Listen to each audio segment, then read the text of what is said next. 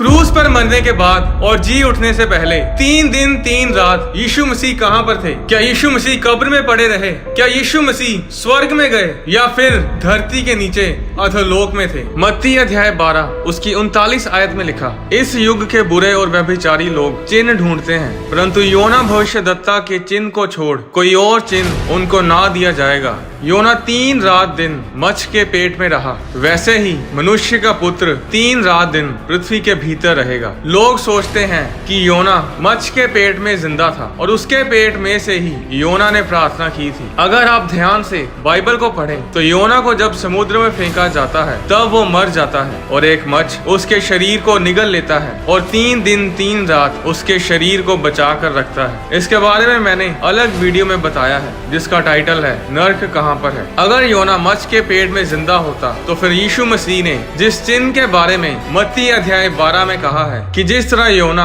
3 रात दिन मच्छ के पेट में रहा, वैसे ही मनुष्य का पुत्र 3 रात दिन पृथ्वी के भीतर रहेगा। योना मर गया था और 3 दिन 3 रात मच्छ के पेट में रहा और यीशु मसीह भी क्रूज पर मरे और 3 दिन 3 रात धरती के भीतर रहे। अब सवाल ये है कि यीशु मसीह धरती के भीतर कहाँ रहे? क्रूज पर मरने के बाद और जी उठने से पहले 3 दिन 3 रात यीशु मसीह ने कहाँ बिताए? इफिसियों अध्याय 4 उसकी 8 में लिखा, इसलिए वह कहता है, वह ऊंचे पर चढ़ा और बंदियों को बांध ले गया और मनुष्यों को दान दिए। उसके चढ़ने से और क्या पाया जाता है? केवल ये कि पृथ्वी की निचली जगहों में उतरा भी था और जो उतर गया ये वही है जो सारे स्वर्गों से ऊपर चढ़ भी गया कि सब कुछ परिपूर्ण करे। यीशु मसीह के क्रूज पर चढ़ाए जाने से पहले धर्मी और पापी लोग मरने के बाद कहाँ जाते थे? लूका अध्याय 16 उसकी 19 आयत में लिखा, एक धनवान मनुष्य था जो बैंजनी कपड़े और मलमल पहनता और प्रतिदिन सुख विलास और धूमधाम के साथ रहता था। लाजर नाम का एक कंगाल घावों से भरा हुआ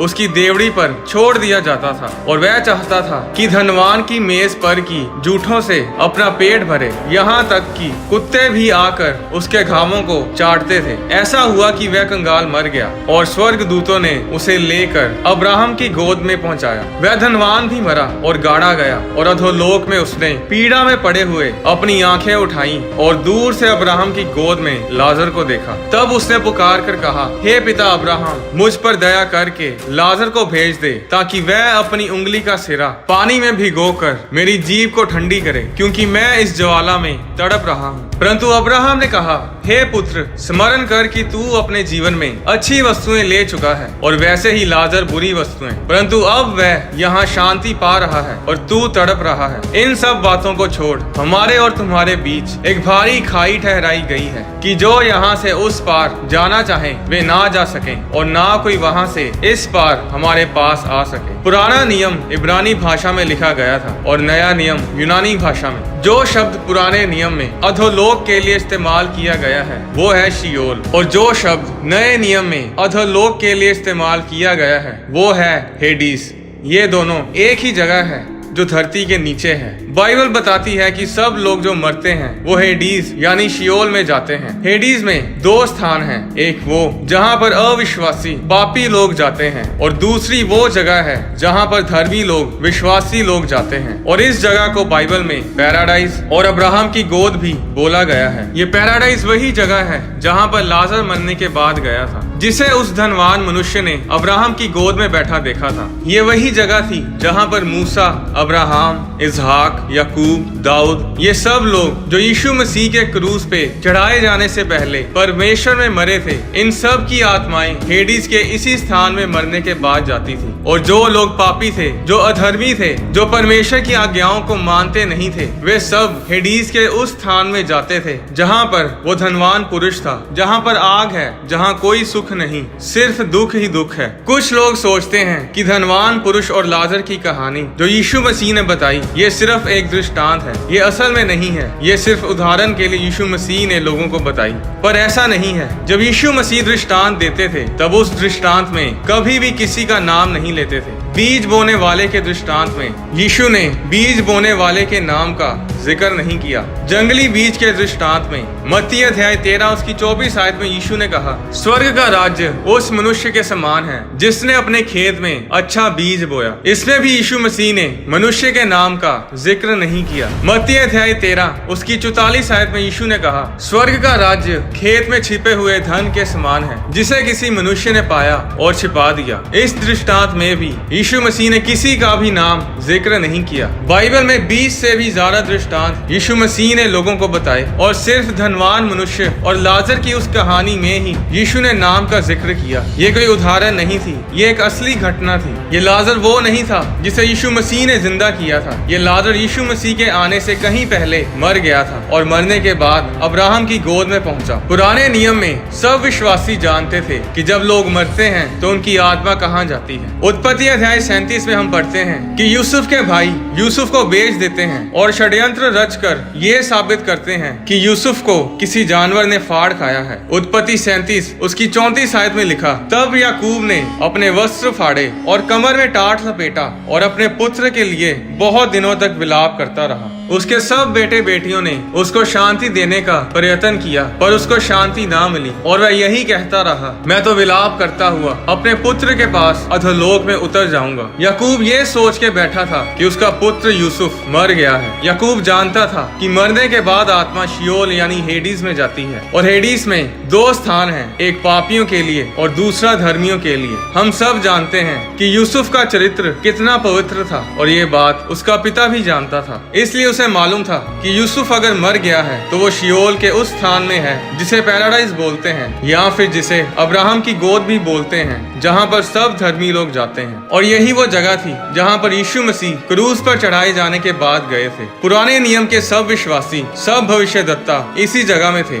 और जब यीशु मसीह क्रूस पर मरते हैं तो वो इस जगह शियोल यानी हेडीज में आते हैं, जहाँ वो सभी भविष्यद्वक्ताओं को मिलते हैं जिन्होंने यीशु मसीह के बारे भविष्यवाणियां की थी। जरा सोच कर देखिए कि जब यीशु मसीह वहाँ पहुँचते हैं तो यीशु मसीह को देखकर यशायाह बोला होगा, देखो ये वही है जिसके बारे में मैंने बोला था कि वो कुंवारी से पैदा होगा और उसका नाम इमैनुअल रखा जाएगा। दाऊद उठकर बोला होगा कि ये वही है जिसके बारे में मैंने भजन में कहा कि वो इसके हाथों में छेद करेंगे, इसके पैरों में छेद करेंगे। मूसा बोला होगा, ये वही पीतल का सांप था जिसे मैंने खंबे पर लटकाया था। अब्राहम बोला होगा, हाँ मुझे याद है जब मैं इसहाक को कुर्बान करने के लिए मोराया पहाड़ पर था तब परमेश्वर ने यही मेमना मुहैया करवाया था। और वहाँ पर एक और आदमी था जो कब से बोलने की कोशिश कर रहा था कि मुझे भी बोलने दो, मुझे भी कुछ कहना है, पर उसकी बारी नहीं आ रही थी।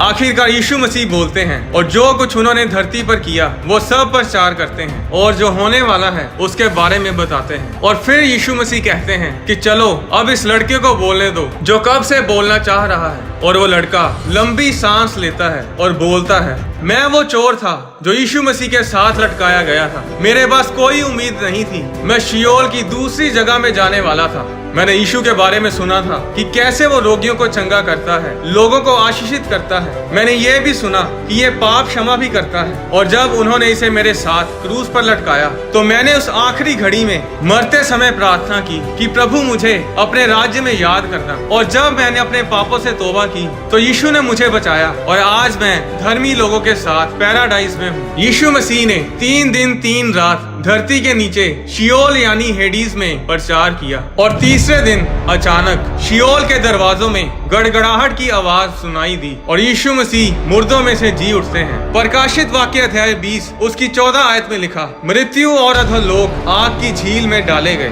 बाइबल बताती है कि मृत्यु और अधोलोक यानी कि डेथ और हेडीज आत्माएं हैं, ये गिरे हुए स्वर्गदूत हैं। तो जब शैतान ने मृत्यु और अधोलोक से पूछा होगा कि तीसरे दिन यहाँ पर क्या हुआ, तो उन्होंने शैतान से कहा होगा कि पहले दिन तो वो यही था और दूसरे दिन भी यही था, हमें लगा कि बस मसीह मर चुका है। तब शैतान ने पूछा, तो फिर आज सुबह क्या हुआ? उन्होंने कहा कि हमने अधोलोक के दरवाजों में गड़गड़ाहट को सुना, ऐसी गर्जन हमने पहले कभी नहीं सुनी, किसी के चलने की भारी आवाज आ रही थी। और जब हमने पूछा कि कौन हो तुम और यहाँ क्या करने आए हो, और हमने एक भयानक आवाज सुनी जिसने कहा, मेरा नाम विक्ट्री है, मेरा नाम जय है और मैं यीशु मसीह को लेने आई हूँ। उन्होंने शैतान को बताया होगा कि तुम विश्वास नहीं करोगे कि आज सुबह क्या हुआ। वो अपनी उंगलियों पर मृत्यु और अधोलोक की कुंजियां घुमाता हुआ सभी धर्मियों को अपने साथ ले गया। जिस तरीके से मैंने आपको ये सब बताया, इस तरीके से तो बाइबल में नहीं लिखा।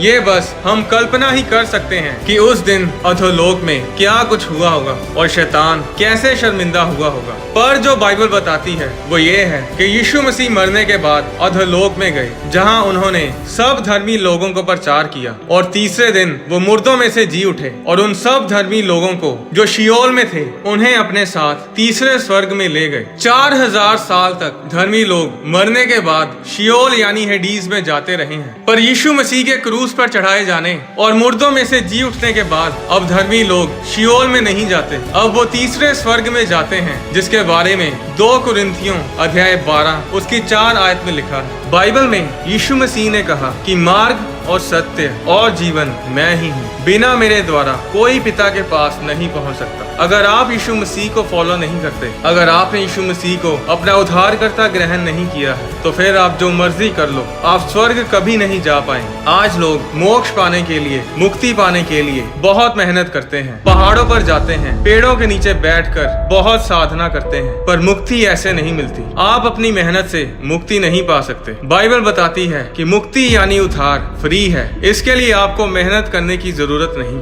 जरूरत है तो सिर्फ यीशु मसीह पर विश्वास करने की। उद्धार आपकी मेहनत से नहीं, बल्कि परमेश्वर के अनुग्रह, परमेश्वर की कृपा और उसकी दया के कारण हमें मिलता है, जो सिर्फ यीशु मसीह को ग्रहण करने से हमें मिलता है। और उद्धार पाने के लिए आपको किसी चर्च में भी जाने की जरूरत नहीं। आप जहाँ कहीं भी हैं, आप इसी समय यीशु मसीह को अपना उद्धारकर्ता ग्रहण कर सकते हैं। अगर आप यीशु मसीह को अपना उद्धारकर्ता ग्रहण करना चाहते हैं तो मेरे साथ बोलें, परमेश्वर पिता, मैं विश्वास करता हूँ कि यीशु मसीह मेरे लिए इस धरती पर आए, क्रूस पर चढ़े, मेरे लिए मरे और मेरे लिए फिर तीसरे दिन मुर्दों में से जी उठे। मैं अपनी गलतियों, गुनाहों को मानता हूँ और अपने पापों से तौबा करता हूँ। यीशु मसीह, आप मेरे दिल में आए, मैं आपको अपना उद्धारकर्ता, अपना प्रभु ग्रहण करता हूँ, यीशु मसीह के नाम में, आमीन। अगर आपने ये छोटी सी प्रार्थना मेरे साथ की है तो आपने उद्धार पा लिया है। जी हाँ, ये इतना ही आसान है। लोग सोचते हैं कि परमेश्वर बड़ा कॉम्प्लिकेटेड है,